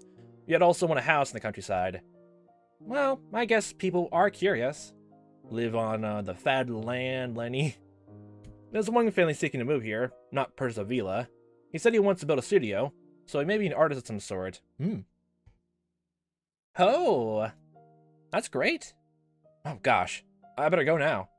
Supposedly he planned a tour to show them the lots, and he's the one driving the bus. Ah. It should be about time for the tour and explanations to end. Oh, so literally around the time that Satoshi, I guess, like, before he went missing, the whole aunt and uncle debacle, that's when Keiichi's dad, like, saw the place and put a construction in, and then the house was built then. That makes a lot of sense, but wow. It's almost like I guess, it must have been almost terrifying, almost, or, At least very jarring for Rika to realize that why is that lot still empty after Satoshi went missing? That must have been so jarring the very first time it happened. My good god. He left in a hurry. Hey, can I ask you something? Why did you want to sell our land? You don't like newcomers. I don't like newcomers, and I don't like big city people either. But the village needs them. It's like ventilating a room. Is it good for the village to have new people move in? This is a wonderful village. The world is changing quickly. In the past, a very small change took 10 or even 20 years to happen. It was such a quiet, unchanging village. Tradition. Well, that's rural life for you. In this village, nothing is different from yesterday and today. Even 10 years ago. Except for that clinic, which has suspiciously disappeared out of nowhere. Little things are looking up, then. It's too boring for me, though. It's not even a movie theater or ice cream parlor, honestly, from what Keiichi mentioned in the first installment. Need more amenities. Oh, you made a friend, didn't you? Reina Ryuga-chan moved here and you got along great. You told me you were happy that you had a friend your age. Yeah. Making friends unexpectedly is fun. I remember you saying that school was boring when Reina-chan is absent. You remember that? Are you saying that that's a good thing about letting new people move here? No matter how cold it gets, you still have to ventilate your living space. Otherwise it gets full of bad air and you'll suffocate to death. You could get a humidifier too. Keeping the window, even knowing the freezing cold air will come in. That's why you put a space heater in. To battle out, okay? Letting outsiders move here is like ventilating the village? Weird analogy. Sure. Lets fresh air in and gets rid of bad air like us. Okay, that's the way to put it. If I bring the Hojo family, I know Granny will explode, so I won't. But I think that what Granny's trying to say includes things like their ongoing isolation. Even now, when she remembers what happened in this explanatory meeting, she gets really upset. Yeah, she holds grudges immensely. Yeah. But I guess even she feels that it needs to come to an end. But of course, she can't just say she'll forgive them, not when she's at this stubborn age. She can't lose faith by openly saying they need to be forgiven. Honestly, I think she's behaving like a little schoolgirl actually likes in person, but treats them really when they're around. You know, you can just simple it down to one word, you know. It starts with the Sue character. Maybe people really do go back to being children when they get old enough. I've certainly seen them, like, two old ladies, honestly, or best friends, like, you know, insult the shit out of each other, honestly. That was kind of funny to see. I'm not just talking about Granny, either. The same can be said about all the old people in the village. No, maybe I should say the evil around here. The evil. The fucking filth inside us all. The devil. That must be what she meant by bad air. But the devil should stay in the village, live in harmony with the humans. There's no use circulating the air in a closed room. Unless you open the windows and let fresh air in, the air in the room won't be purified. We don't know if there's actually going to be people moving here. But don't you think you're expecting too much from whoever does? Just Reina-chan moving here changed you, Mion. Her moves here will change this village. If possible, help some young and energetic people who have the charisma that lead will appear. You're laying it on thick here, game. You're laying it on very thick. Like frosting. My good god. It's not a double layer cake, okay? You don't take your cake and eat it too, honestly. We know. Okay? We know. I need to be the ones that put us old people waiting to heaven. Okay, Keiichi, remember, you were the one who, like, beat Orion to the ground. And everyone's gonna remember that, even though the timelines. Remember that. Remember that. You were chasing her around with a katana. You stepped away from her and almost put her into the ground. That was your undoing. If you say anything else, then everyone knows you're lying, okay? Are you thinking about Gramps? Damn you, nobody's thinking about him. Is he bad? Here, have the house gear put away the teeth in the veranda. The teeth in the veranda! Ah, requirement, achievement unlocked. Requirement unhinged. Hint acquired. Okay. I will. Mion. The day Satoshi Hojo disappeared. Oh, this is way farther.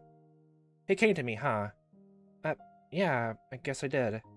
That is what woke me up. This problem with the Hojo family. We can't just let the time take care of it. We gotta take care of it ourselves as soon as possible. But you can't do it yourself. So you're gonna have to outside take care of it? That's a lot of pressure. And it's kind of unfair, actually, if you think about it. Someone else has to be the one to do it, not me, because I'm supposed to be the powerful, responsible one here. I can't lose face. No, I can't. Not just yet. Has to be all on power. My good God. That's the best I can do. That's the... I was gonna say the least, but yeah, no. No matter how bad your hand is, the next card can change the flow of the game.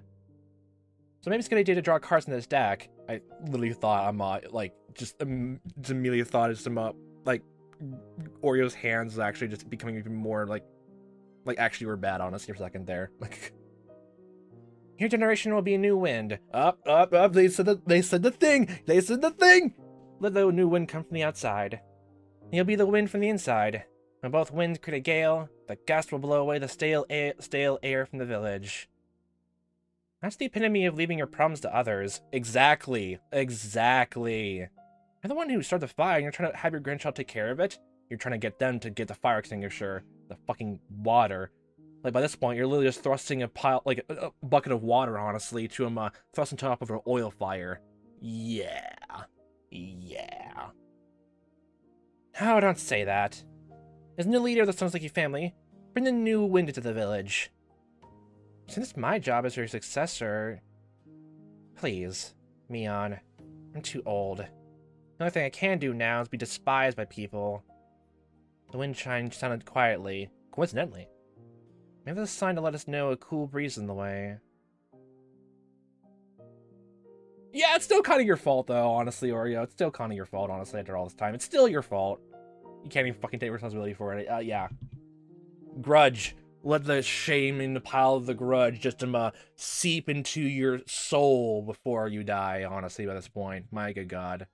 Okay, we don't have inspecting a vacant lot yet, but the teaks in the veranda being put away, honestly. That is actually a good, little hint, actually. Like, it makes it, poignant, you know, like, when it is that, it's been unlocked. Like, I wish those were, for the other hints. So, Ryugu's family's move is required, the 4th year's curse is required. I'm pretty sure this will then go to Keiichi, his introduction, honestly, here, so... We don't have anything for Satoshi Hojo's awareness of his sins just yet. But, there was one of, where Reina actually recognizes her own, forgiveness of her own sins. I'm assuming that's literally that. Hopefully not. Hopefully there's not gonna be a fragment where the chain is honestly to that what was it? Reina has to remember what she did in Tsumi Horoboshi, honestly. Hopefully not, actually. So we don't have anything Rejiro Tontaki's promised just yet. Part-time job is not required yet. That one, we just need awareness of the sins, honestly. So which is around the 4th installment, actually, so... We don't have anything for Slight Fever just yet. Not yet. Had to beat her to death with is not there yet. Death of Sadako Hojo's aunt is required. We don't have anything for that yet, so where do we go from here? Okay, maybe after looking at all this for a while, the only thing that comes to mind is anything close to what could be the next best thing. Out of all of them, I think this is the next best part. Footsteps in the 4th year. Because, we don't have anything that talks about Satoshi Hojo's awareness of his sins quite yet, but from the sound of almost everything else, doesn't quite fit real nice, actually. So let's hope this is it. Really? Where does, wait, hold on. Sure, I guess, but, where does it mean, what kind of awareness of sins are there?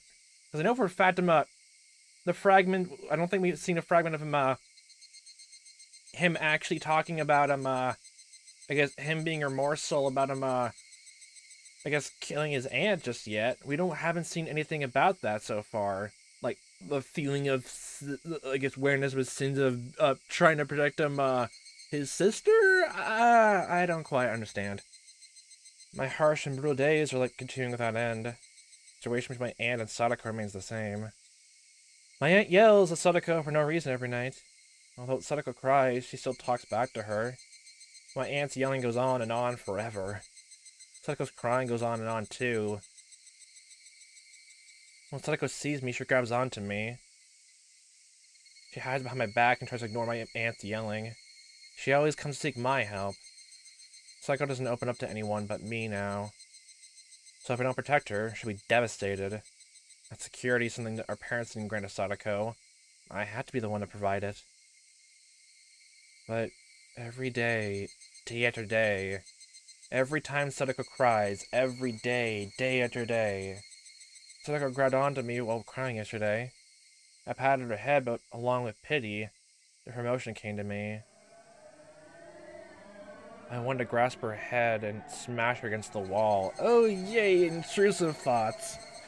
An unbelievably devilish and awful emotion. No. I can't think about that.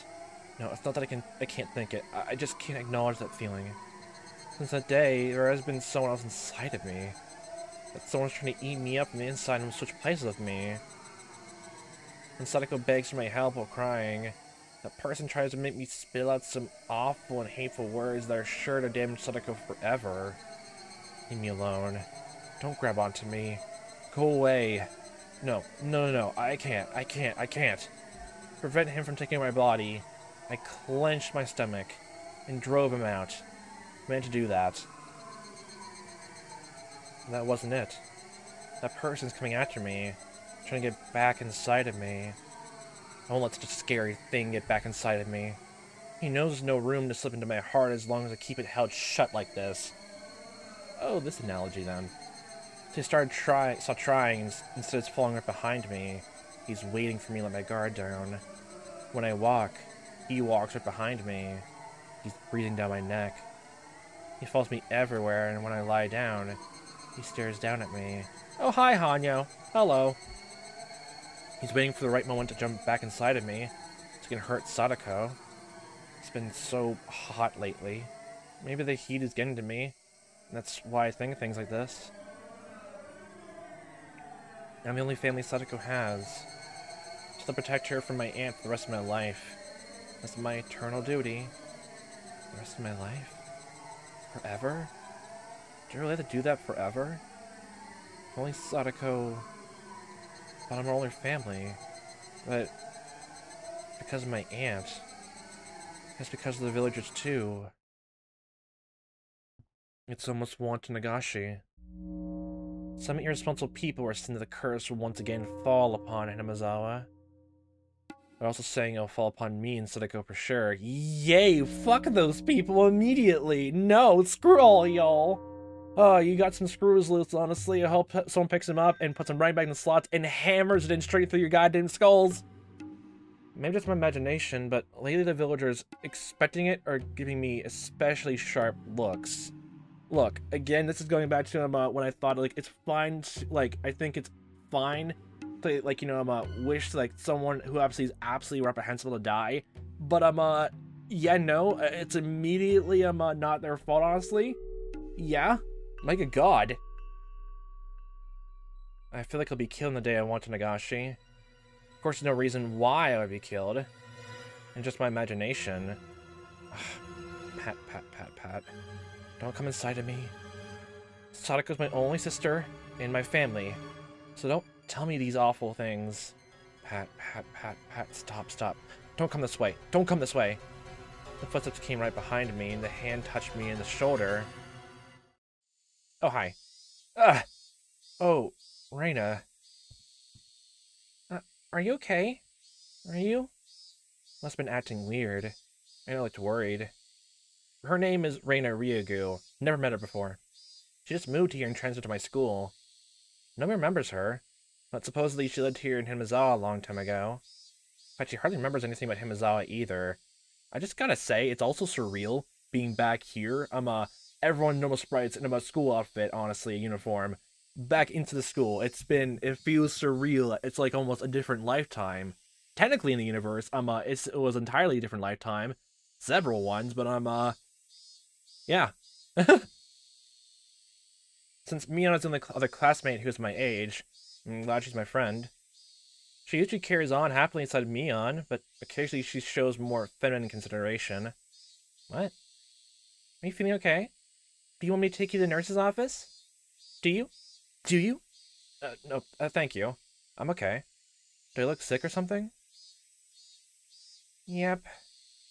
Her immediate answer made me realize I wasn't myself. Is it about Sadako-chan? Are you worried? No, that isn't it. She knows my problem isn't physical, but a mental one. That's just something I think to myself, but even though Reina seems like a very easygoing person, maybe she's more perceptive than she appears. Since I just transferred here recently, I may not be able to help much. I can at least listen. Sometimes talking can help. Although she just transferred, she already knows quite a bit about me and my sister. Also about the situation of the villagers. I can't remember now, but I thought Reina said, like, she couldn't do much to help, honestly. It's just, like, the whole guilt of, like, she couldn't help too much, because, like, this feels like something that contradicts exactly what she said. Maybe I'm remembering wrong, like, she couldn't do more to help, honestly, but it feels like, it's probably just I can't remember exactly what she said before in other installments, in the 6th installment, actually. When he talked about I guess, how she felt she couldn't talk to any of her, her friends, honestly, because even she realized they couldn't help, honestly, out with what happened to Satoshi, so, But talking about it won't solve anything. Actually, but talk about it, I feel like I'm admitting to my weakness, which might give that person a chance to get inside of me again. You were so surprised just now. That's why I thought something really serious was bothering you. Oh, that. Lately I feel like someone's following me all the time. Pit-pat, pit-pit, pat-pat. You know, I just thought that was you. Sorry. I don't even know what I'm talking about anymore. Footsteps? Following you? Oh, this is the conversation then. That I'm, renegade the Shion. And then all that. Oh, boy. Huh? I know those. I know those footsteps. Oh, okay. You don't really need to know anything else, but yeah, that. Yeah. That would certainly do it.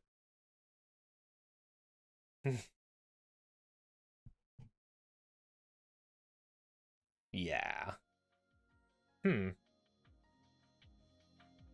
So where does it even go from here, then? What else can we even do? Awareness in the sins, mysterious death of referred couples required. Yeah, that's the next thing. This said like I'm hopefully, like, my prediction was right and this actually leads to something interesting. This is probably just showcase and literally just, well, either way, just gonna showcase, I guess, old, I guess, fragment installment stuff, honestly. School of the Children's World. That's a unique way to put it, actually. The values of grown-ups don't apply. Children decide their own values and create their own world. Imaginary lands all across the schoolyard. So the rules of the grown-up world, the village, don't mean anything here. Get your goddamn politics out of here, you fucking adults! Even when the villagers badmouth the Hojo family and try to isolate them, that has no meaning in our school. In the children's world, children decide the rules. Rules they think are irrational don't exist here. You say that, but I definitely remember, like, at least going along with playing along with my sister when I was just younger. Just did the whole classic thing of yeah, I killed you dead. No, I got a secret shield that protects me. No, yeah, huh? Yeah, I'm pretty sure that counts. That's why, as a representative for the children here, I vow that I will never let any irrational rules come into our world. Within the school, no harassment is allowed towards the Hojo siblings. Oh, I thought we're in Satoshi's point of view. In the very beginning, some boys teased Sadako. They were punished severely. Hasn't happened ever since. Down with the ruler. That's the least I can do to resist the madness of the village. The least? Oh, is this Reina's? So I hope Satoshi and Sadako both feel this school is a safe place for them. Satoshi must notice my concern because he often smiles when he's here. Or Mion. However, I never see Sadako smile. Sadako's classmates used to try and cheer up. Soon after, they decided that was best to just leave her alone. I used to try to talk to her, but I realized something, I stopped doing that. Remember the Sonoseki family. Okay, never mind. I was lied to repeatedly. How could you do this to me, game? I blame this on you. You lied to me again. Remember the Sonoseki family. To Sadako, I'm one of her enemies, so I'm sure she feels uncomfortable to have me around her. All I can do is watch over her. That's why Sadako's alone in the classroom. Maybe that happened literally after Shion's little debacle. with a mom pretending to be you for a day in school, honestly. Maybe that caused it. Maybe. That said, Rika-chan is always hanging around with her, even though Sadako told her she was annoying.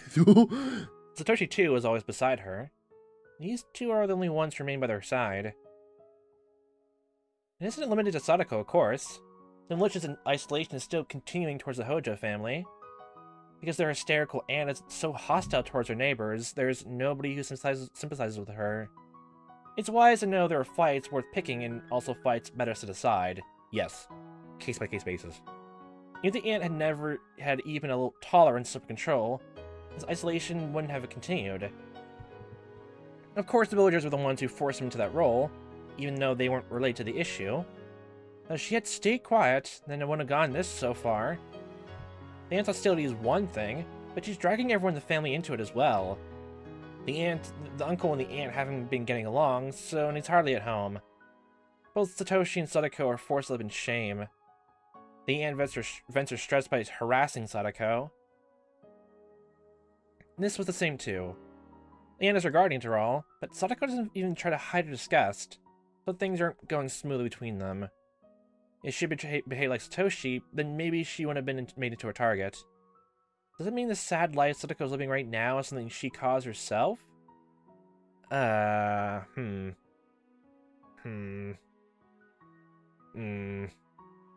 it doesn't. No matter how much I sympathize with her and how much I want to help her, nobody knows what to do. An apology won't change the situation. The flow can't be reversed. For the Hojo family is ostracized by the entire village, it can't be changed. That's the horribleness lurking underneath all our lives. The neighbors, the village, and the community. Once become your enemies, the world can become so cruel.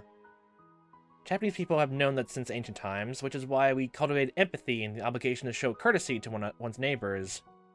No matter who I blame, Sadako won't smile. The only thing I can do is watch over her and make sure that she's safe when she's at school. Thank you, Mion. Huh? Oh, sorry, what? I just want to thank you for being so concerned about Sadako. Satoshi kind of appears absent-minded, but sometimes he says things as if he can read your thoughts. He's a mind reader. I try to deny it since it's out of character for me, but he smiled as if he can tell exactly what I was thinking. Sadako just forgotten how to smile. When she's at school, she can let go of a little tension for a while. I'm sure she treasures that time. That's basically the only thing that this old man can do for her. That's not true. I really appreciate it. Stop that. You don't need to say that. So my family is the one who's causing this grief. I don't think that way. I really don't. Yeah, you kinda like screamed at that Shion once, so don't know if this happened way later on or way earlier than that, then I'm not good at reading people's subtle cues, but I know for sure that what he just said is a lie. Satoshi knows that he and his family are being isolated because of the Sonozakis, and he's, of course, aware that a member of the Sonozaki family too. The grudges form. Satoshi's mature, and that's the only reason he doesn't take it out on me. He's hiding it. If he had the same temper as his aunt, he would hate me bitterly. Knowing that, the least I could do is not get close to them. But I'm a meddlesome person. I see Sadako looking depressed, or Satoshi forcing himself to smile. I have to do something. That might be more troublesome to Satoshi and Sadako, though. Maybe I just don't understand Sadako's feelings. Why? My family's causing Sadako grief. So for me, a member of that family to hang around her, is that the right thing to do?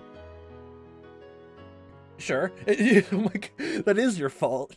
That's you being you. What do you mean by that? Are you saying I'm insensitive? Maybe. I don't mean that. A tiny bit.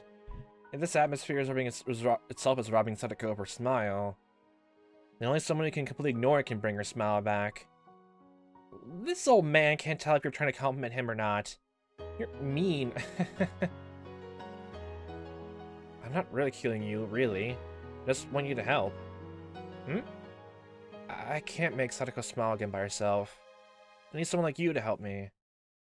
But I'm Mion Sonozaki, you know? If I do something insensitive, it might end up hurting Sadako even more. Sadako's already lonely. What was that blush across your face that disappeared, honestly? What was that? Sadako's already lonely. Are you gonna leave her alone too? This is the first time Satoshi's asked me for something so aggressively. Sadako is a very important person to him. He's saying he needs my help to make her smile again. But still... No. Maybe he's right. What's going on between the Sonozaki family and the Hojo family is an issue among the grown-ups. We children don't need to care about that. The irrational rules of the grown-ups don't mean anything in our world.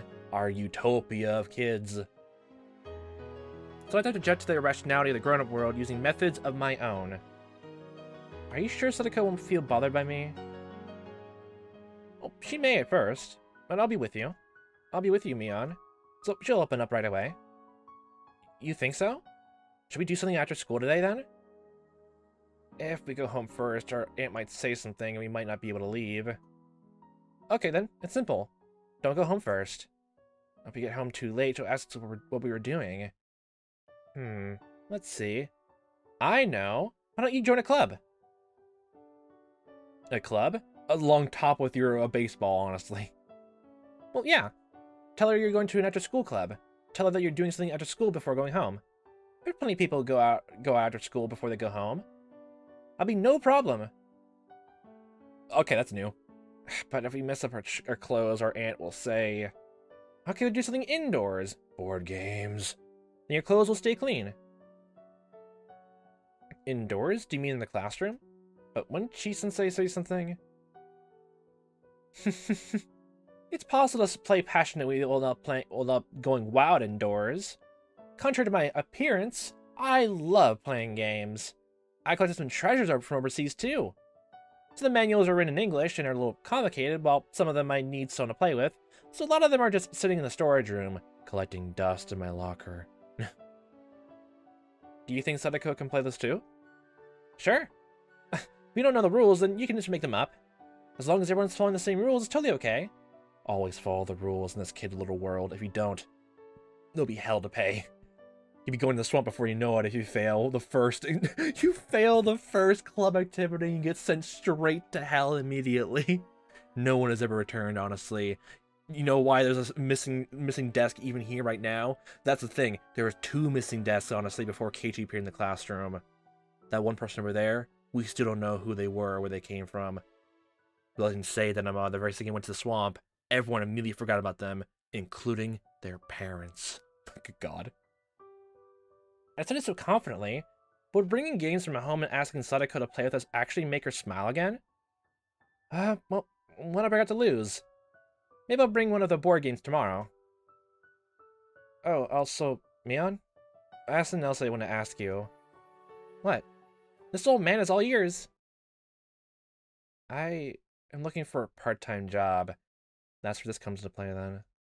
I thought if I could get her a nice birthday present, that might make her feel better. Ooh. Yep. They didn't mention the teddy bear just yet, so I'm assuming that's the next tip, actually. It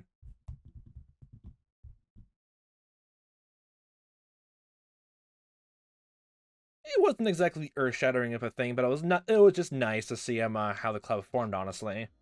So my technically my predictions honestly were wrong so far.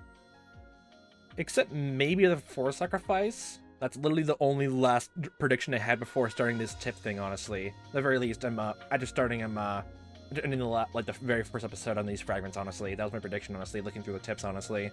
So if that fails and all my predictions were wrong, I'll be sad. So that goes to not to there. Where was it? To part-time job right here. So yeah, and footsteps from this one are like go to this one then. I noticed a leave of absence. So this is like talking a bit about his job and then him leaving, and then going to get a teddy bear. But I think it will stop right before he gets him before the entire thing of him all that. I see. No, you don't need to do that. You're a promising member of the Hinamizawa Fighters, the HF. We'll save your spot. So you can come back anytime, okay? I don't know about that, though. I had no idea when I can come back, so I thought I should resign at least for now. So, like, he literally just got a job literally the very second the club formed, honestly. That's... Huh. That's actually interesting timing. Satoshi says he wants to quit the Hinamizawa fighters. I know very well Satoshi-kun and Sadako-chan's situation, so I was expecting that he might say this. The relationship between Sadako-chan and her aunt has gotten worse, to the point that it can be considered abuse. When someone from the Child Consultation Center came, of course her aunt behaved herself, and immediately after, harassment turned even more vicious. Oh, I thought... Wait, who called then for this time? I thought that there wasn't anything called for the aunt. At least, maybe I'm misremembering a small bit of that. Like, those, like, maybe that detail was a bit, a smaller one I glossed over. Because they did make a point about them, I guess, the first false flag, actually, so that's probably the one thing I'm remembering. The bigger points, honestly. The smaller ones, honestly, from maybe way back then, honestly, were just, like, said in one line and moved on immediately. According to neighbors, the aunt's scolding and Sadako-chan's crying can be heard nightly. Sometimes it can go on past midnight. Sadako-chan's weekly physical checkup results are slowly growing worse. We're trying to keep her stable by increasing her medication. But unless her relationship with her aunt improves, she's sure to go terminal, sink into madness. Although she isn't the type to become deranged, even at the terminal stage, she's the type who holds everything in, harboring her insanity inside. It's like she pushed her parents to the cliff 2 years ago. Sadako-chan might kill her aunt. Thinking about it now, this appeared right now, I'm just now recognizing a sort of almost bizarre parallel now with Sadako pushing Keiichi off the bridge in the 3rd chapter now. My god, actually. Thanks to the mountain dogs, the incident was resolved as an accident and Oshita aside, although he's still suspicious. When that happens again around Sadako-chan, he's sure to investigate her mercilessly. Can't do anything more about Sadako-chan's environment changing for the worse. So I'm not surprised to hear that Satoshi-kun wants to quit the baseball team so he can be with his sister more. Actually, I'm starting a part-time job. That's why I can't come to practice. A part-time job? Is this something you want to buy? Yeah. It's almost Sadako's birthday. It's a teddy bear Sadako has been looking at and I want to get it for her. Oh, that's right. Remember the birthday and her insurance card. Insurance card. Okay, I know you're doing the whole hospital thing, but I'm just in the same, like, doing all this in the role of the baseball, I'm a little league, I'm a, like, club thing, I'm like, my first thought was not to the hospital thing, honestly. My god. Like, you're just checking every kid's insurance card, just yep, you have good insurance, you can join this baseball team now, honestly. I think it's June 24th. We got a solid date now, lads. We got a solid date now, lads, gals, and non-binary pals. We got it. We got a date now. We got a solid date now. They fucking changed the Watanabe Festival day almost every single time. Like, it was on my birthday once, and it was the day after, or the day before it. When does it change? When does it do, honestly? Is the universe changes every single time like that? Very suddenly, just a day is off, honestly, for that? What is the thing? What are the consequences of this action? The moon is different or something, I don't know. The tides have changed. I think it's June 24th. Right after the Watanabe Festival. I see. Wait, you say right? Wait, no, okay, no, it's a few days after. My good god, I literally just put in my head again, the day after, my good god. I see. You're such a good brother. Okay, goddammit, mouse, work with me. I'm sure Sadako-chan would be thrilled. I hope so. I can tell Satoshi-kun is also stressed out. To him, seeing Sadako-chan being harassed is the same thing as being harassed himself. His stress can be released through moderate exercise, such as with sports, and was also plenty of rest. Sadako-chan is being yelled at nightly. It's easy to figure out that Satoshi-kun isn't getting enough sleep either. I don't know what kind of job he's starting, but I don't think he'll be able to vent his stress on it. But I don't like the idea of Satoshi-kun taking a part-time job at all, because he's already so worn out in every way. Actually, wanted me to help pay him for the present, but of course he declined the offer. It's about pride. I'll work for it my own self. Yeah. It's a present from him, so he wants to earn the money himself. He's taking this part-time job only to earn enough money to buy Sadako-chan's present, so it'll be a temporary thing. It's for a short period of time. Maybe it won't be that bad. I want to stop him from working because I don't want him to get even more stressed. He says Sadako-chan's birthday is near. I don't think I can stop him. Satoshi-kun is determined. Very, with a capital D. If I say anything more, I may lose his trust. So let's accept his leave of absence here. And also, it's actually meant to be from the baseball thing. Makes more sense, honestly. Oh, coach? Can I maybe borrow a bat?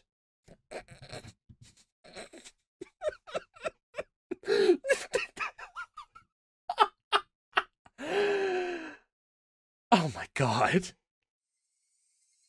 I completely misunderstood his words. Later, I found out he carried that around the bat to protect himself, and realized that, even then, he was already showing some dangerous symptoms. He believed there would be a fourth mysterious death this year, and that he would be the victim. Yeah. Became obsessed with the idea that someone was after his life. That is a symptom of the Hinamizawa syndrome's terminal stage.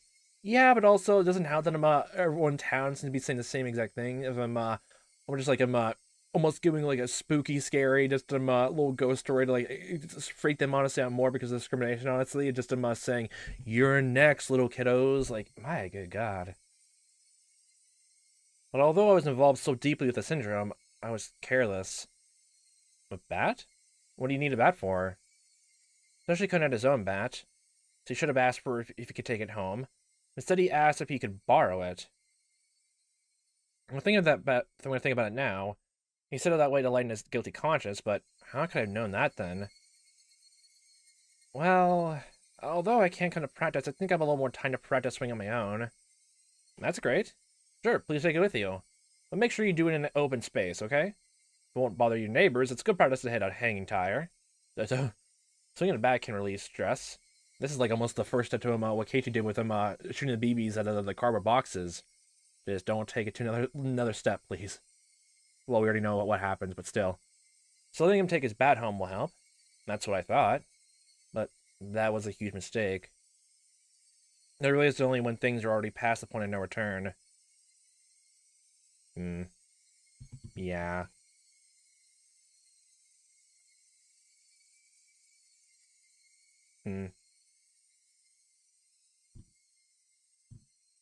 That's all leading up to the fourth tragedy of the curse on the Sea of the Year.